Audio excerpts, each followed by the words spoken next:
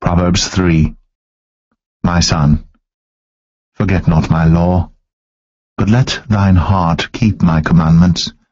For length of days, and long life, and peace shall they add to thee. Let not mercy and truth forsake thee. Bind them about thy neck, write them upon the table of thine heart. So shalt thou find favour and good understanding in the sight of God and man. Trust in the Lord with all thine heart, and lean not unto thine own understanding. In all thy ways acknowledge him, and he shall direct thy paths. Be not wise in thine own eyes. Fear the Lord, and depart from evil. It shall be health to thy navel, and marrow to thy bones. Honour the Lord with thy substance, and with the first fruits of all thine increase. So shall thy barns be filled with plenty, and thy presses shall burst out with new wine. My son, despise not the chastening of the Lord, neither be weary of his correction. For whom the Lord loveth he correcteth, even as a father the son in whom he delighteth. Happy is the man that findeth wisdom, and the man that getteth understanding. For the merchandise of it is better than the merchandise of silver, and the gain thereof than fine gold. She is more precious than rubies, and all the things thou canst desire are not to be compared unto her. Length of days is in her right hand, and in her left hand riches and honour. Her ways are ways of pleasantness, and all her paths are peace. She is a tree of life to them that lay hold upon her, and happy is every one that retaineth her. The Lord by wisdom hath founded the earth, by understanding hath he established the heavens. By his knowledge the depths are broken up, and the clouds drop down the dew.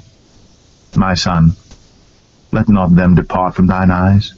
Keep sound wisdom and discretion. So shall they be life unto thy soul, and grace to thy neck. Then shalt thou walk in thy way safely, and thy foot shall not stumble. When thou liest down, thou shalt not be afraid. Yea, thou shalt lie down, and thy sleep shall be sweet. Be not afraid of sudden fear, neither of the desolation of the wicked when it cometh. For the Lord shall be thy confidence, and shall keep thy foot from being taken. Withhold not good from them to whom it is due, when it is in the power of thine hand to do it. Say not unto thy neighbor, Go and come again, and tomorrow I will give, when thou hast it by thee. Devise not evil against thy neighbor, seeing he dwelleth securely by thee. Strive not with a man without cause, if he have done thee no harm.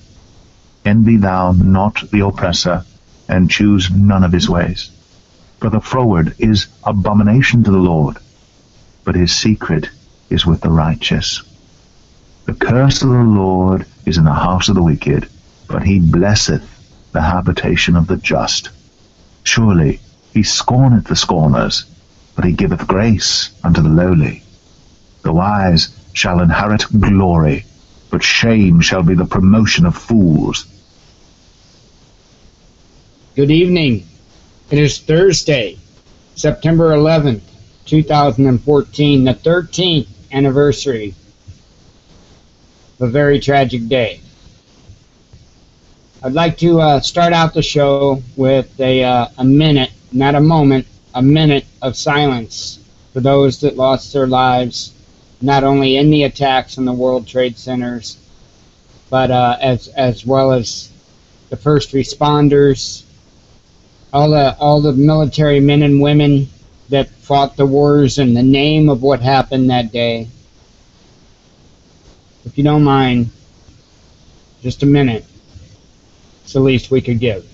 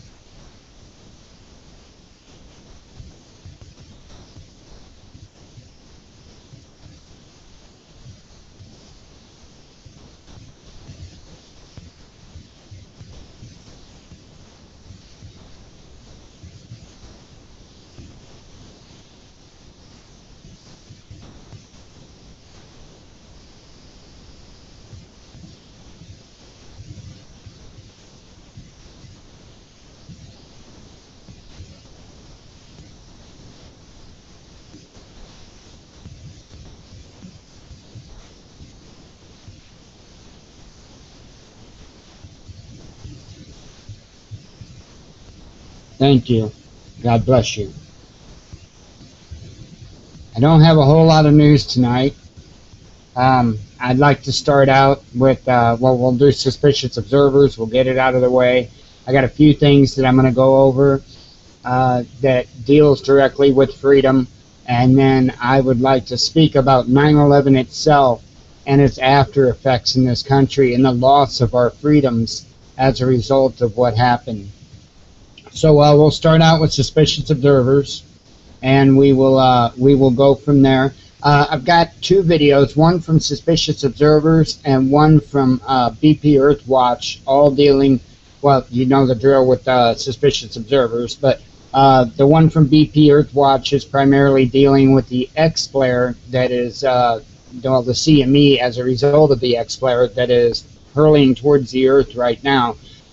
I figured that was pretty important news to keep everybody abreast on. And then, like I say, I have a couple of stories. I've got a story I'd like to share with you that I ran across on Facebook today, and then we'll get into a discussion about 9/11. But without further ado, let's go ahead and get on with suspicious observers, and then we'll go from there.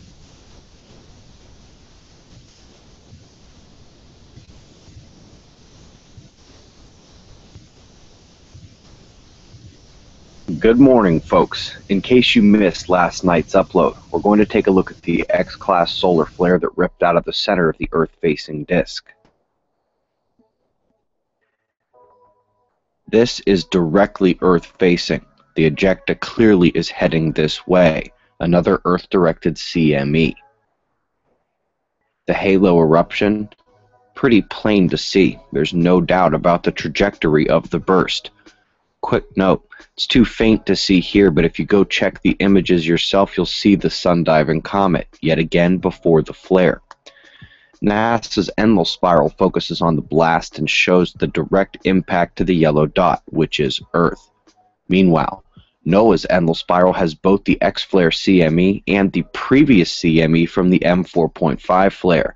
We've got 2 impacts expected in short order. The second eruption is expected to ramp the speed of the solar wind higher than we've seen it in months. Geomagnetic storms, and possibly major ones at that, could be a matter of hours away, with the first impact due to arrive in less than 24 hours. Now, folks, an X1 is not that big of an eruption.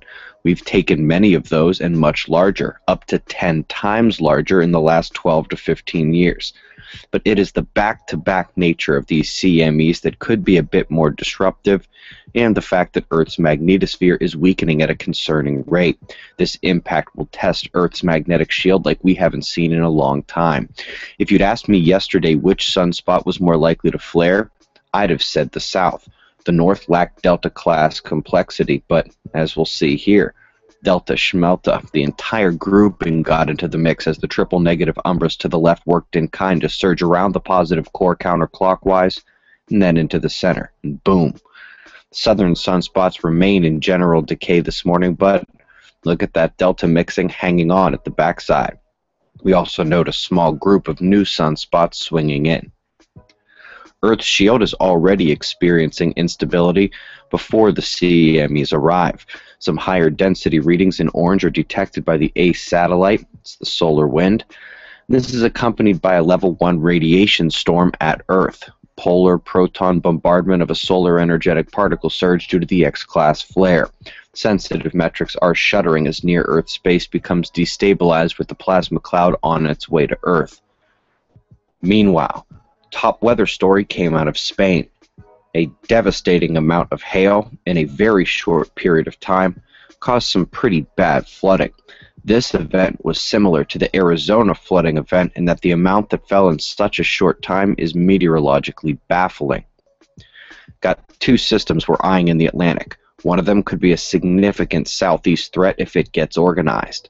In the Pacific, we've got a named storm and 2 tag-alongs readying to shoot up the coastline once more. The power low is north of the Great Lakes, and the tornado-making convergence of the last few nights remains once more.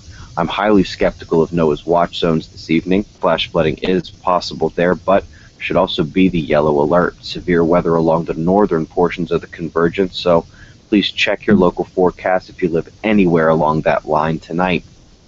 Looks like Europe hopefully going to have a bit of a lighter day today. Meanwhile, we've got much of the same flow to southeast Australia. Watches remain. Here are other storm zones and shots of our star to close. 6:35 a.m. Eastern Time, 3:35 a.m. here in Spokane, Washington. That's the news. Eyes open. No fear. Be safe, everyone. Thanks to Suspicious Observers. Links down in the About tab, as always. And the link for the BPEarthWatch video that we are going to be watching next is there as well. Let me go ahead and get that queued right on up.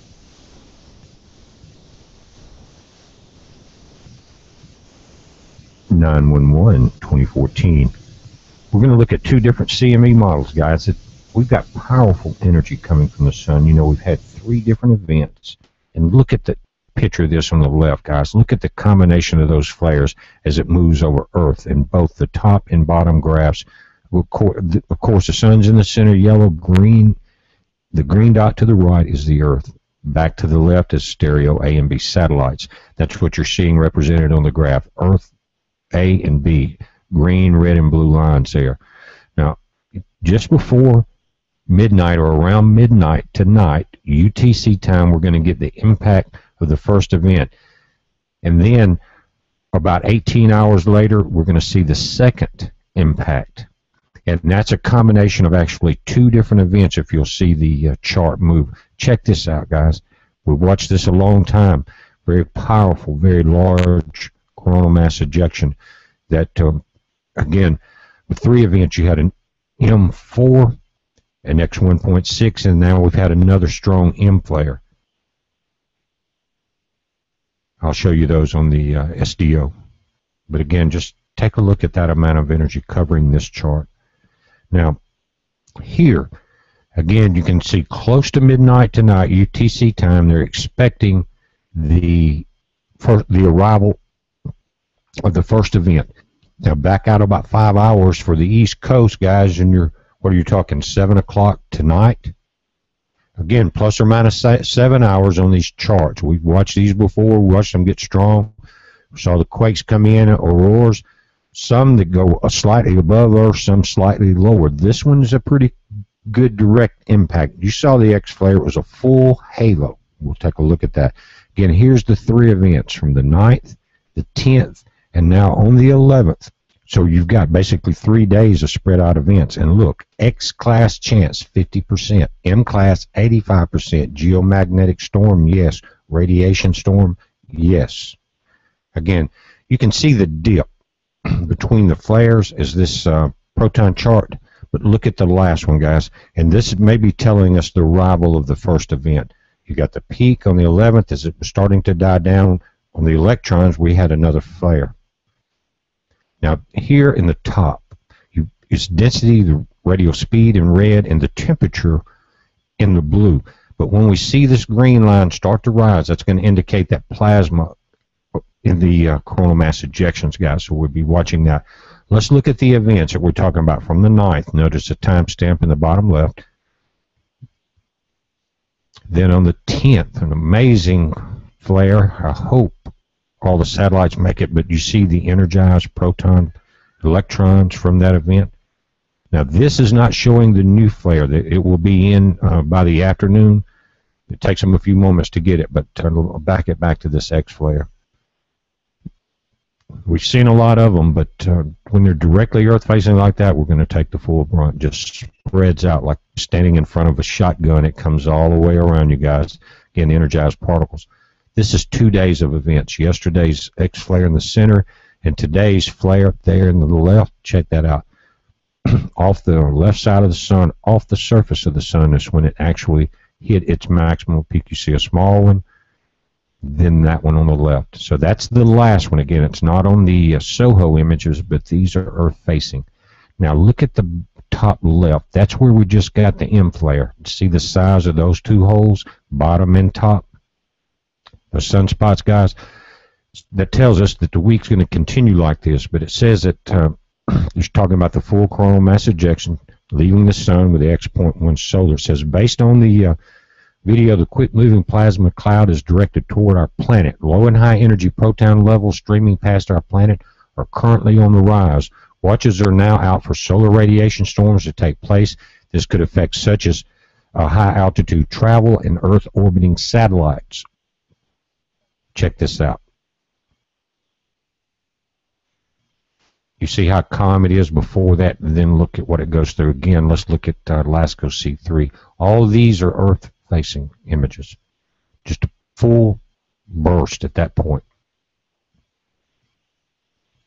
Again, there's your X 1.6 as the particles start to energize. Let's take a look at it.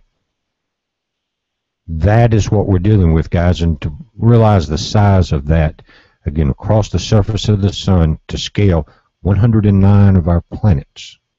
If you superimposed them there, that's how the scale we're looking at. Looking at the earthquake event, which is going to be important now through midnight. Iceland's still the strongest. Down in Mexico, 4.4, and the other second strongest is in the Alaskan Islands. But here, as we look around, and this is just today, this is going to change. The storm warning has been updated. This is from Space Weather. It says, among space weather forecasters, confidence is building the Earth's magnetic field will receive a double blow from a pair of CMEs on September 12th. Again, that's showing midnight tonight, which backs it up to us earlier. 2 storm clouds were propelled in our direction by explosions in the magnetic canopy of sunspot AR 2158 on September 9th and 10th. Now, again, that one is not mentioning the new one. Don't forget this, and look at how fast this comet is brightening as it gets closer to the sun. This is sighting spring, guys. We're going to see it wrap around Mars on October the 20th. But as it's getting closer, We can definitely see it brightening, and that means the outer coma of this comet is starting to brighten, starting to feel the electrical discharge between itself and the sun. So the larger it gets, the more spectacular of an event as it wraps around Mars. Many of the NASA scientists are real excited about seeing this. Mars has gone through an event like this before, and it wiped out their atmosphere, and it's left a giant scar on one side of that planet, guys, that makes the Grand Canyon look like a scratch. But also Mars has the largest volcano in the solar system. Mount Olympus there, call it. There's two others. All three are larger than any on the planet, our planet. So with this electrical energy coming in, what will that do to those volcanoes? Plus, the electrical energy that we're seeing bombard Earth. We've got earthquakes in Hawaii, volcano in Hawaii. It's going off Russia, Iceland, and down on the bottom side of the planet, guys, the one that I showed you the explosion from down in Papua New Guinea. The atmosphere is fully charged with this type of energy that you saw come in. Imagine what the lightning's going to be like. And anywhere you're under a thunderstorm, we've talked about this for months now. As that lightning increases, the sprites are getting brighter, and the floods are going to be worse because of it. It's a heads up. Be safe. Thanks to Jesse, otherwise known as BPEarthWatch on YouTube. Again, the link is down in the About tab. And I do have one quick story from a St. Louis local news channel. I wanted to show you what mainstream media was saying about this event. I normally really wouldn't be talking so much about an X-1.6, but it's the bombardment of all the other flares and the electrical energy that's already there and our weakening of our magnetic field on the Earth. It's a combination of all of those things. And you'll even get it, what I'm saying, a little bit by this article. This is not your usual weather forecast. Big storms are brewing. Your umbrella won't help, but you might want to keep a flashlight handy.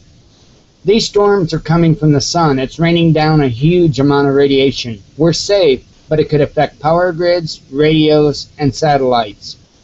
Experts say the combined energy from two recent solar events will arrive at Earth on September 13th, prompting the Space Weather Prediction Center to issue a strong geomagnetic storm watch. What kind of watch? Basically, the sun is a giant ball of gas, 92.1% hydrogen and 7.8% helium.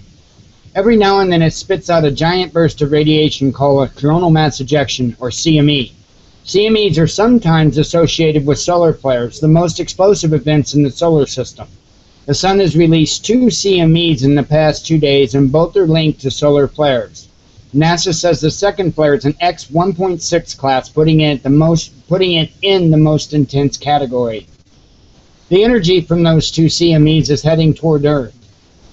Space weather experts aren't sure yet whether what this solar storm will do, and I want to emphasize that. This is a pretty strong solar storm, and we just won't know until it gets here what it will do, said CNN meteorologist Chad Myers. Earth's atmosphere usually protects us humans, but you might want to keep a flashlight handy.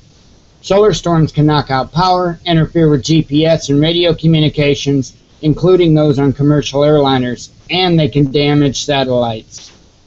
On March 13, 1989, a solar storm knocked out power for the entire province of Quebec for 12 hours. Power grids in the U.S. were impacted but didn't have blackouts. NASA says some satellites tumbled out of control for hours during what's known as the Quebec blackout. Boy, I'm having an issue reading tonight.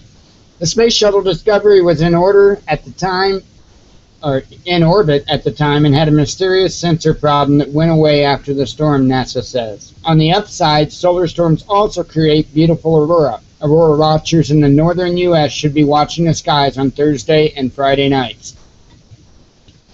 I wanted to read that to you because even the mainstream are talking about this. They're not really going nuts over it, but I would advise everybody to take the proper precautions. Of course, have a flashlight handy. We've talked numerous times on this news show about Faraday cages. Might not be a bad idea.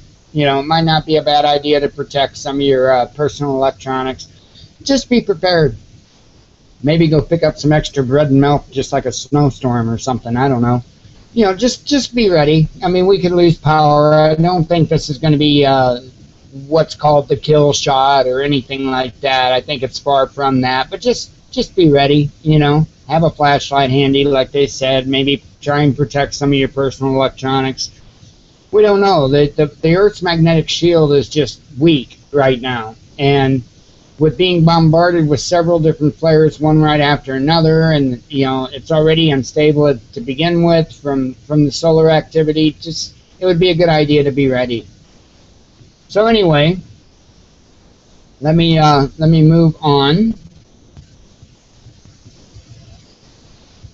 Had something interesting posted by someone on Facebook, and let's see here.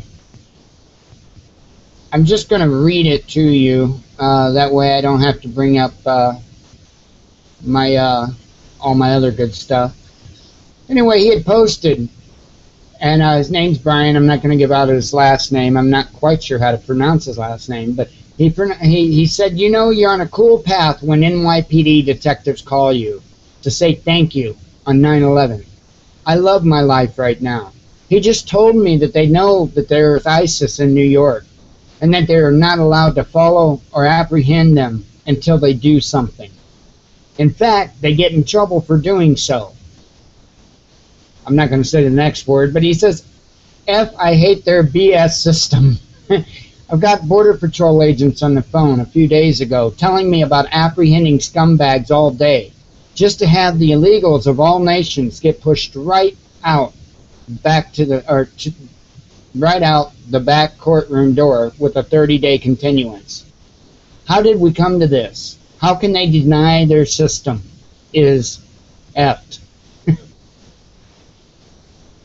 I share a sentiment, and we're going to get into a little bit of that with the 9/11 discussion that we're going to have. I wanted to share that post with you, though, because I thought he brought up a really, really good point.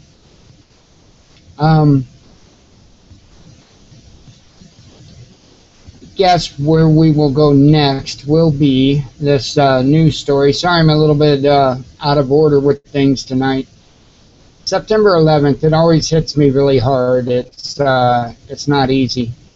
This is something I came across today, and I thank the gentleman. I thank this woman's husband for allowing me to be able to post this image, and I hadn't been able to talk to Nick, the person that wrote the story that actually posted this. But with any grace, hopefully he don't mind. I thought it was a very important story, and it ties in with what I'd like to talk about in a bit about our freedoms, our loss of freedom since 9/11. This is not how America is supposed to be. Not this country, not at all. So you see the image, and it's a young lady getting arrested. You could clearly see she has a camera around her. She was just taking photographs of what was going on.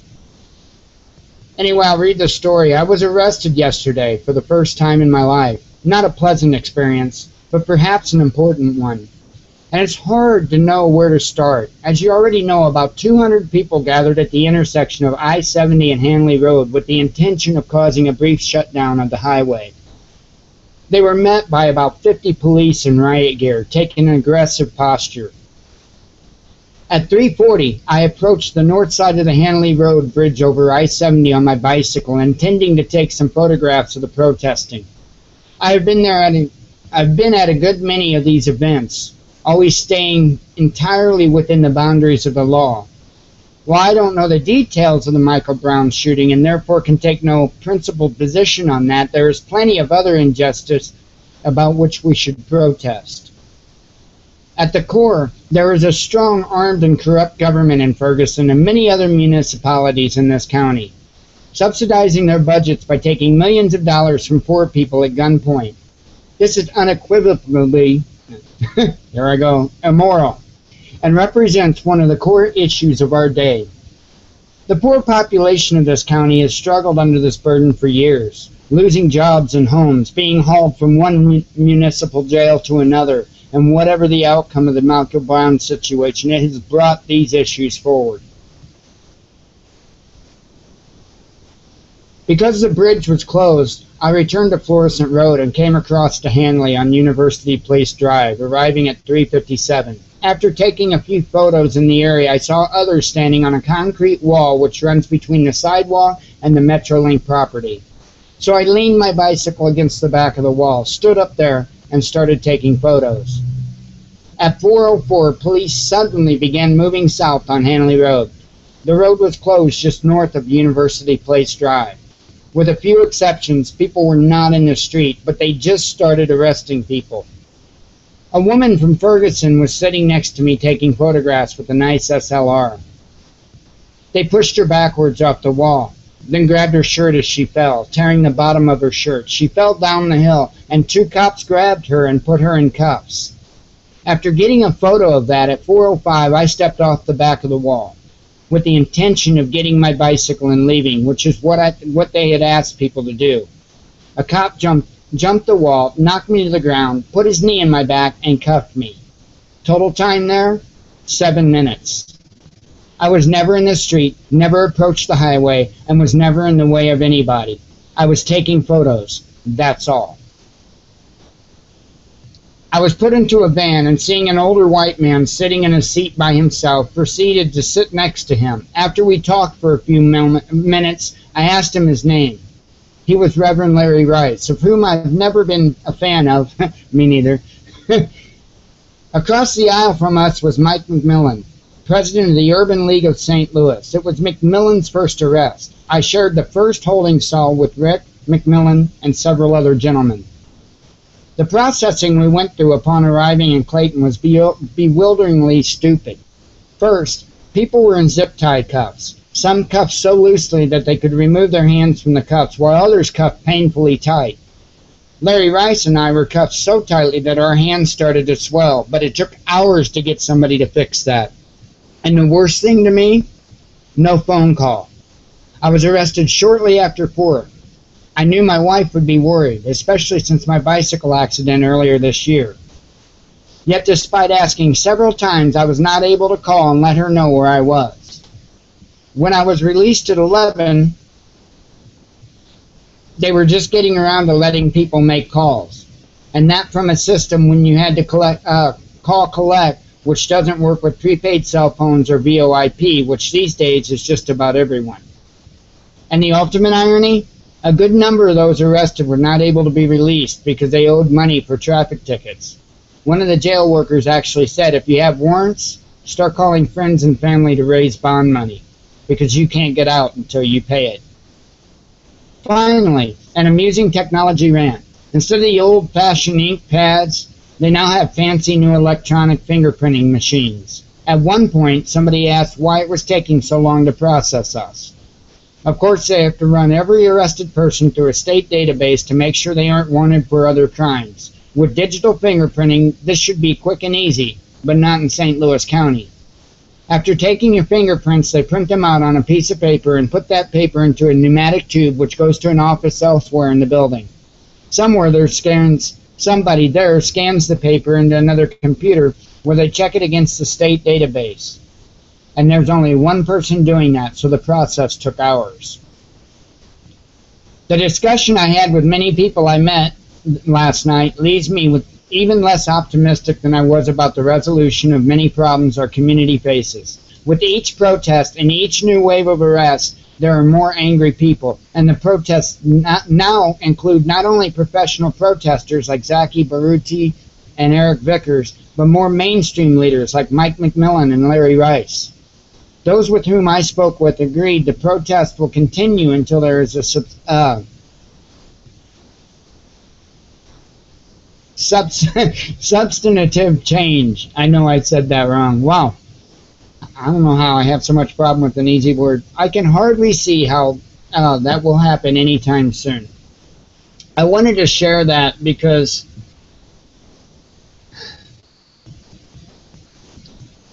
that's what our country's gone to. It's what our country's gone to. So I'm going to play a little tribute commercial that Budweiser did. It only aired once. I'm going to play it, and then I'm going to give my thoughts, my experience with 9/11, and then go from there. It is a rough topic for me.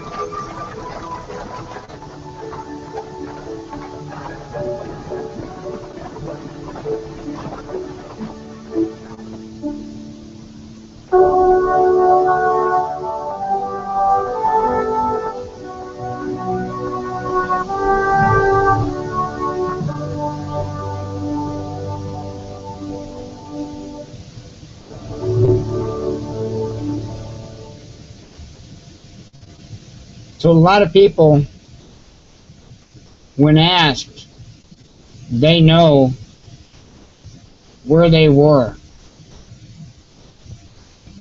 They can sit there and they can tell you where they were when JFK was shot, and that's what I was speaking of initially, was JFK.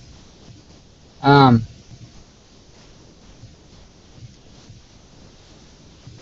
wasn't alive when JFK was shot. I was obviously live when 9/11 happened. I was at home at the time, waiting to go to work. I think I had to be. I'm not sure. I don't want to say what time I had to be in. It's been too long. I don't remember. But I was sitting there chatting with some friends in a chat room, because that's what I used to do 13 years ago. And somebody had came into the chat room and said a plane had hit the World Trade Center.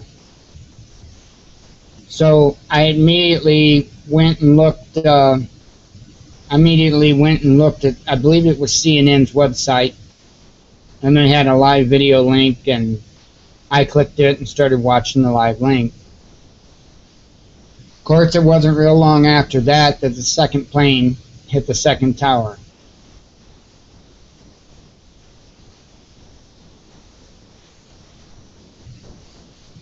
I felt empty.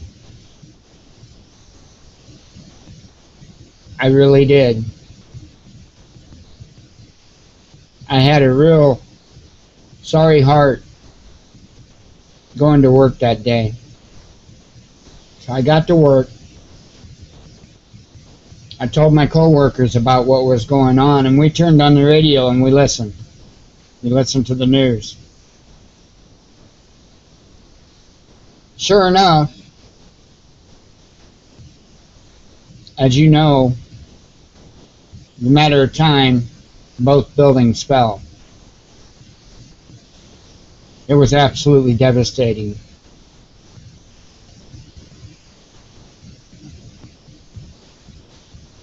I don't feel a lot of anger. I'm blessed with being able to remain pretty calm and not let hateful feelings take over. But that day, the anger had its control. To a level that I only know of a couple other times in my life that I was that angry.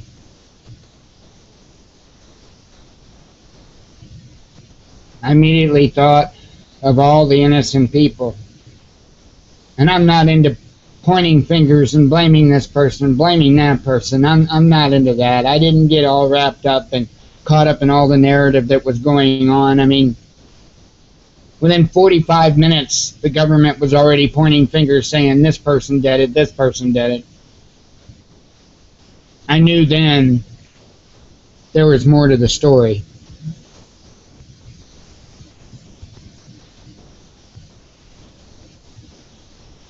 I can remember me and the lady I was with at the time sending bears and cards to children of first responders that lost their life that day.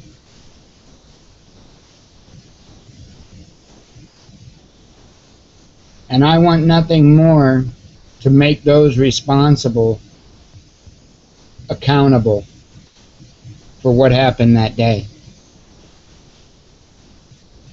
And I really don't believe that has happened yet. I really don't believe that. I tried for days. I had an American flag hanging outside. And until this past January, I kept that flag. And I apologize in the memory of all those lost that day and in the wars since for not being able to continue to hang on to that flag. I did what I could. I won't get into how I lost it, why I don't have it. I'll just say it was reasons totally beyond my control. Every year, I would hang that flag on September 11th.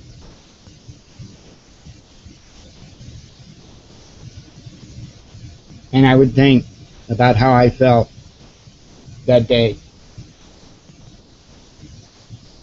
I don't believe in buying a magnet for my car. I don't believe in posting a picture on Facebook as my way to remember.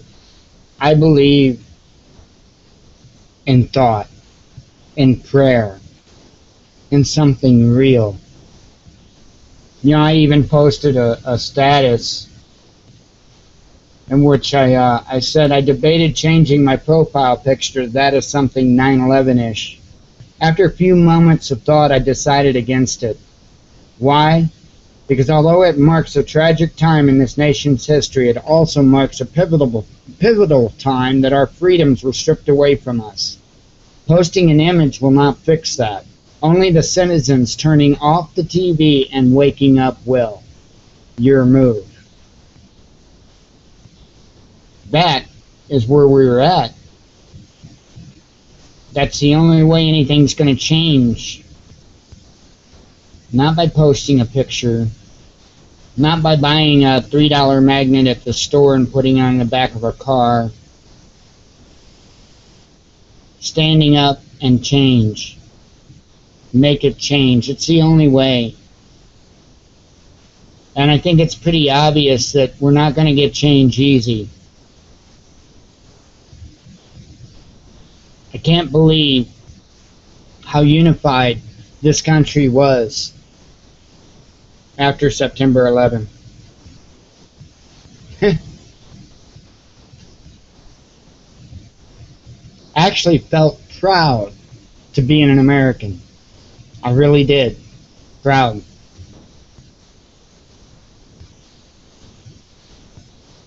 I was proud of society and how they bonded together, how they talked to one another, how they received one another.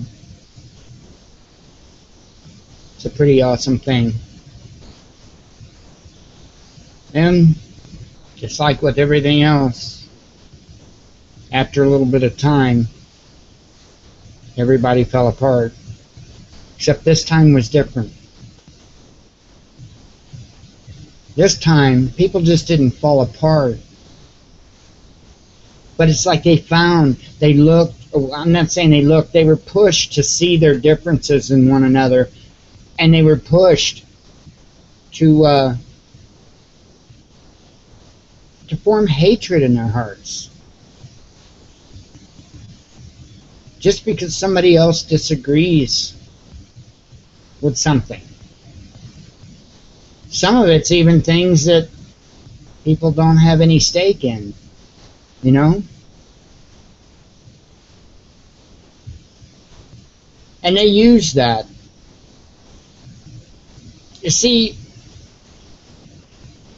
as many people probably already know, I think our government was fully behind 9/11 and what happened that day.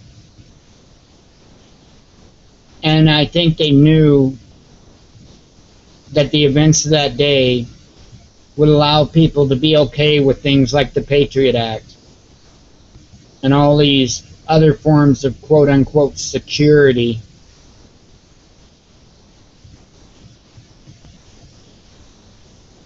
Folks, they're not spying because they're worried of foreign terrorists.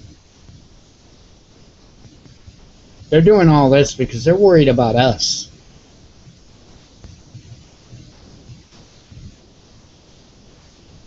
I would ask you, instead of posting pictures, instead of putting magnets on your car, saying cute little things on social media, if you want to honor those that fell that day, and all those soldiers that have fallen since that day, really honor them. Honor them by standing up for what this country is supposed to be about. The freedom that it's supposed to represent. See, we're supposed to be free as individuals, not free as groups like the Democratic group or the Republican group or the gun-supporting group or the anti-gun group or the whatever group, the gay rights group, you name a group. See, this country wasn't founded to recognize groups. It was founded to recognize individuals. Which still meant that it was perfectly fine to be pro-gun or anti-gun or homosexual or all that's perfectly fine. This country was founded so that that would be okay. As long as you didn't harm another individual, you were good. That's how this country was founded.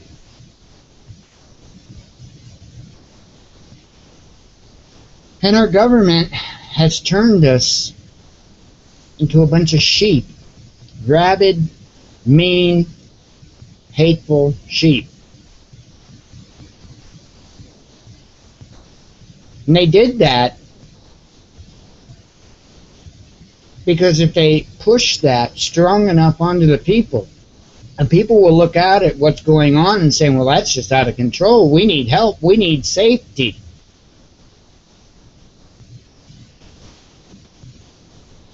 Folks, nobody can provide you safety or security.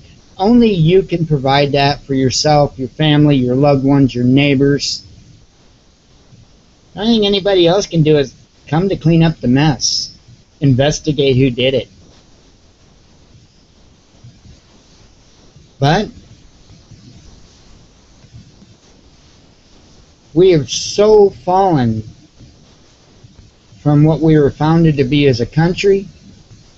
We have so fallen from the teachings that we're supposed to learn from Jesus Christ. We're so far away from all that. And I don't think we can easily get it back. If all of us stood up tonight, if we had a great awakening tonight, and every one of us stood up and said, you know, we've had enough.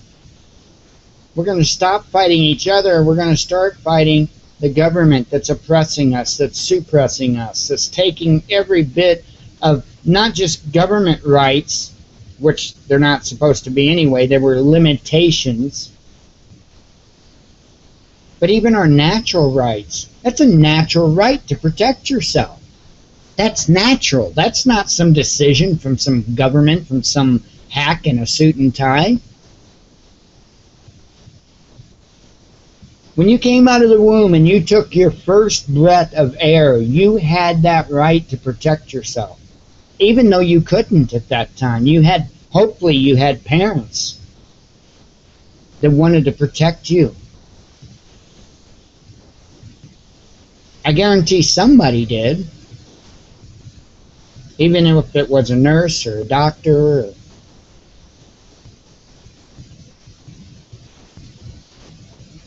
Why do we forget that?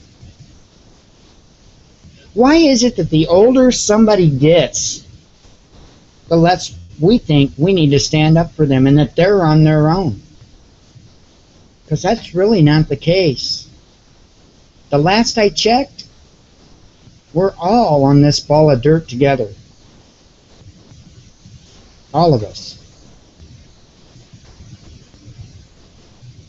And we can either all go down because we can't get our own stuff straight, for lack of what I want to say,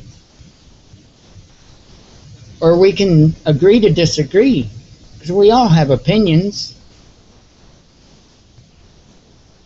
We can agree to disagree and move forward, not with an agenda, but at the idea of individuality, freedom, liberty, love. You know, our government's spouting off at Russia, Russia's spouting off at us. It's a never-ending thing. I don't have any issues with any of the Russian people. They've never harmed me. In fact, I know a few Russians that came over to this country, and they're wonderful individuals. I enjoy being in their company. I really do. They're good guys. Another one came from Czech. He's an awesome guy. I don't have any problem with those, with the people in those countries. As individuals, neither should any of us. It's goofy. It's goofy. You know, I don't go as far as to say we don't need borders and we don't need our own cultures. And no, you know, we need to have that. Not really a need. You know, there's no defined reason why I can say we need to have that. But that's part of individuality. That's all part of it. You know, it was really nice how the people bonded together those days after September 11th. But boy, have we ever came apart. We've came apart the worst that I've ever seen. Everybody's trying to run everybody else's life, and not very many people's doing the research. I can count, possibly on one hand, less than both hands, less than 10 people can I count that I personally know. And when I say personally know, I mean I'm even including just people that are Facebook friends, and so I'm not talking about, you know, lifelong friends or anything like that. I mean less than both hands, less than 10 people that have read the NDAA, and I'm particularly meaning the 2012, but you know, we'll give them that, just one of them. They do one every year. The Patriot Act, Agenda 21. I'm going to be real honest with you. I don't know anybody else as lame as me to read every word of the health care bill. I mean, there could be people. I don't know. But it's pretty long and it's pretty lame, and yeah, I'm lame enough. It's important stuff to know. That involves our everyday life and liberty that we're losing because we don't know that. But you can ask about this celebrity or this TV show or that sports team, and almost everybody can answer. We are doing this to ourselves. There is nobody else to blame but ourselves. got to stop. Got hard times coming either way. Either way, I promise you. But I'd rather say that the story has somewhat of a happy ending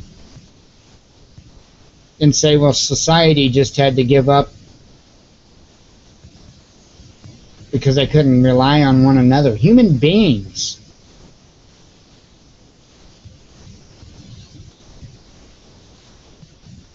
It's sad.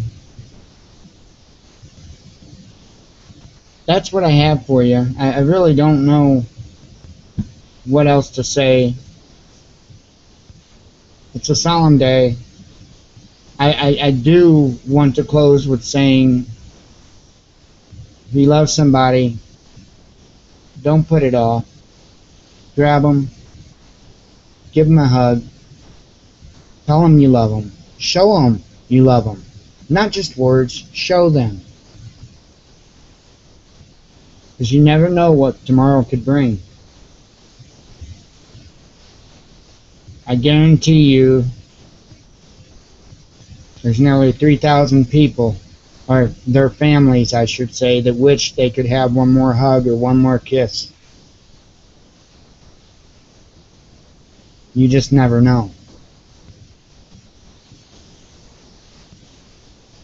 On that, God bless. May God bless. May He walk with you. Be one with your spirit. And I love you all. I really do. I really, really do. That's why it's so frustrating sometimes. But it's okay. I'm here because I'm supposed to be. I'm here because I was told to be. And I will obey. I will be obedient. This weekend, I'm going to do my best to step away from any news, though, I'll tell you that much. Take a break.